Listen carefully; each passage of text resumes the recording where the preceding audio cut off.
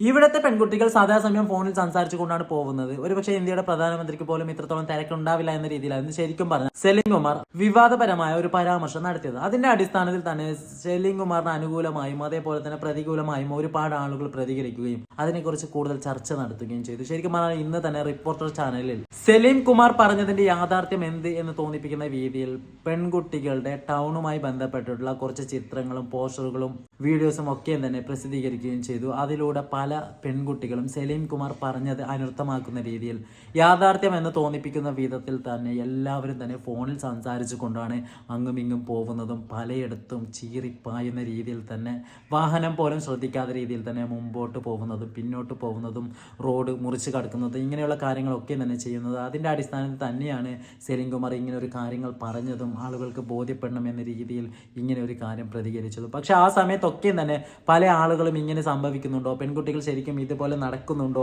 അതല്ല കേരളത്തിൽ ഇങ്ങനെയൊക്കെ സംഭവിക്കുന്നുണ്ടോ എന്ന് പോലും അറിയാതെ സെലിം കുമാറിനെ നല്ല രീതിയിൽ തന്നെ കുറ്റം പറയുന്നവൾ തീർച്ചയായിട്ടും കണ്ടിരിക്കേണ്ട ഒരു റിപ്പോർട്ടിംഗ് തന്നെയാണ് ശരിക്കും പറഞ്ഞാൽ ഇന്ന് റിപ്പോർട്ടർ ചാനൽ തന്നെ നൽകിയ ആ വീഡിയോ.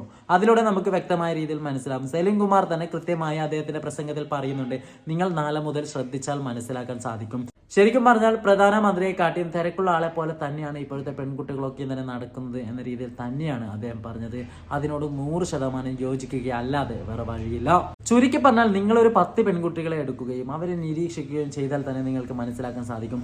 സദാ സമയവും ഫോണിൽ സംസാരിച്ചു കൊണ്ട് തന്നെ മുമ്പോട്ട് പോവുക, മറ്റുള്ളവരെ ഒന്നും ശ്രദ്ധിക്കാതിരിക്കുക, ചുറ്റുമുള്ളതൊന്നും കാണാത്ത രീതിയിൽ മുമ്പോട്ട് പോവുക, വാഹനം നിർത്തണോ വേണ്ടിയോ എന്നറിയാതെ ഡ്രൈവർ പോലും അന്താളിച്ച് നിൽക്കുന്ന ആ സാഹചര്യത്തിൽ പോലും അതൊന്നും വകവെക്കാതെ ആ വാഹനം വന്നാൽ എന്നെ ഇടിച്ചാൽ എനിക്കൊരു ചുക്കുമില്ല, ആ വാഹനത്തിനാണ് പ്രശ്നം എന്ന് തോന്നിപ്പിക്കുന്ന വിധത്തിൽ ഒരു മര്യാദയുമില്ലാതെ ഇതുപോലെ റോഡ് കിടന്ന് പോകുന്ന ഒരുപാട് പെൺകുട്ടികളുണ്ട്, ഒരുപാട് സ്ത്രീകളുണ്ട്.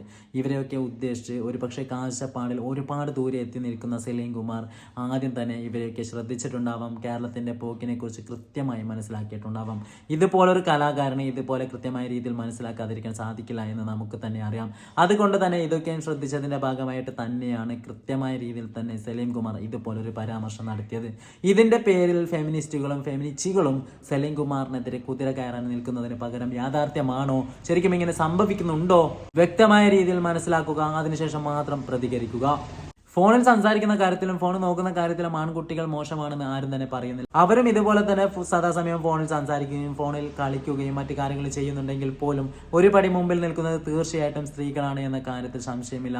അത് തന്നെയാണ് ശരിക്കും പറഞ്ഞാൽ സെലിമേട്ടൻ ഇതുപോലെ ആളുകൾക്ക് മുമ്പിൽ വിളിച്ചു പറഞ്ഞതും.